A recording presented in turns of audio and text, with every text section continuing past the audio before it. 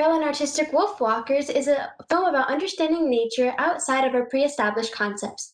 Hi everyone, I'm Zoe Canella and I'm so excited to be talking with the filmmakers, Tomm Moore and Stewart of Wolfwalkers. How are you guys? Not too We're doing bad, good. Zoe. Thanks for Yeah. having us. I loved that this story. Congratulations, because it's absolutely beautiful, and I think it's a really original concept. So, where did the inspiration come from? A lot of it came from folklore from the town where Ross and I grew up, and it's where our studio is based here in Ireland, in Kilkenny. There was folklore about people that could, when they fell asleep, like a wolf form would leave their bodies, and anything that happened to the wolf would happen to the person who was asleep back at home. That's so yeah, you can obviously really see that in the film, and the story was beautiful. Everything about this was just I was so like captivated while watching.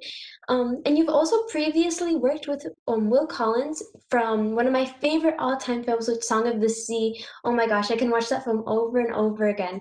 So, what is Oh. it about his storytelling that makes you want to work with him? Well, Will is a great collaborator, and animation is really the art of teamwork. And Ross and I had the inspiration for the story, and then Ross and myself kind of elaborated that into a basic outline, and then Will came and helped us, develop it into a fully phased script. And he just has the same kind of point of view as us. I think he sees that the writer in an animated film is part of a team, and then the storyboard artists take that work and work on it, and then Will comes back and works again with the storyboard artist. So it's an ongoing collaborative journey with a writer in an animated movie. Yeah, absolutely. Ross, how was your experience with working with Will as well? Will is great. I mean, like it was my first time to work on a feature length script. You know, Tom had worked on the previous two, but with working with Will, he always has a sense of like overall story, you know, and how each little thing will fit into the next, you know, and anything that you change in Act One is automatically going to change something in Act Three. So he's like a seasoned professional, and Tom himself might be shouting out little ideas here and there and coming up with crazy stuff, but Will is kind of like the I don't know the helmsman at the ship that he'll guide us through each act very well. That's awesome that you guys could all collaborate to create this incredible film. And I also love like the messages behind this and like how it's also really important to reinforce the importance of nature. So I feel like humans obviously really interconnect with animals here. Why do you think that this is such a relevant like message that you have in your what's it called? In your stories like Song of the Sea as well?